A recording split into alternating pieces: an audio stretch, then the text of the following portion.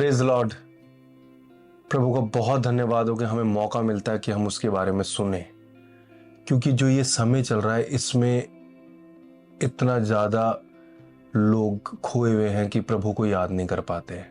Media में, reel में बहुत सारी चीज़ें दिखती हैं और शांति पाने के लिए हम सब उसमें घुस जाते हैं, लेकिन क्या ऐसे समय पे हम प्रभु को ढूंढते हैं? कितना मुश्किल लगता है। जब मैंने कुछ लोगों से बातचीत की इस बारे में कि आप प्रभु को समय क्यों नहीं दे पाते हैं, आप क्यों नहीं प्रार्थना कर पाते, आप क्यों नहीं वचन पढ़ पाते हैं, तो उन्होंने मुझे एक चीज़ बताई, हो नहीं पाता। आज आप समझ रहे हैं, एक समय पे मेरे जीवन में भी था जब मैं सोचता था हो नहीं पाता, लेकिन जब हम अगर लूका की किताब जो हम देखते हैं, वहां पर 18:27 में लिखा हुआ है, उसने कहा जो मनुष्य से नहीं हो सकता वह परमेश्वर से हो सकता है। हालेलुया।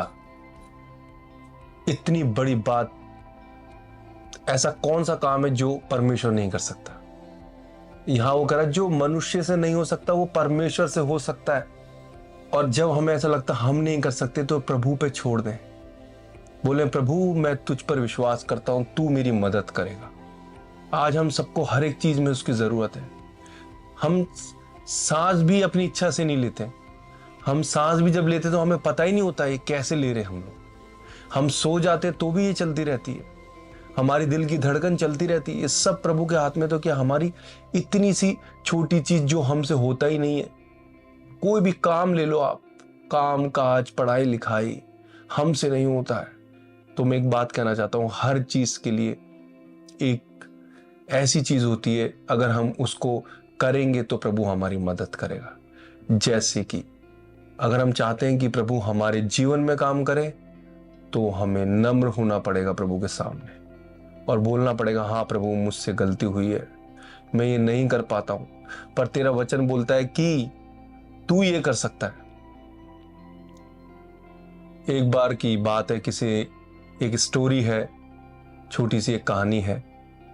वहां पर यह बात है कि एक व्यक्ति कहता है, जो साइंटिस्ट है, वो लोग कहते हैं कि हम क्या नहीं कर सकते, हम सब कुछ कर सकते हैं। ऐसा कोई काम नहीं जो खाली गॉड कर सके और हम ना कर सके।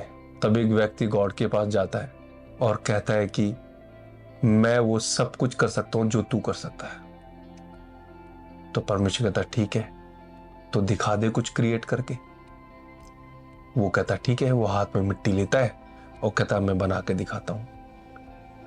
तभी परमेश्वर उससे बोलता है, एक मिनट, ये जो मिट्टी तूने हाथ में ली ना, वो मैंने ही बनाई है, इससे मत बना, कुछ ऐसा नया करके दिखा जो कुछ भी ना हो दुनिया में और तू बना के दिखा दे उससे। आप समझ रहे हैं बात?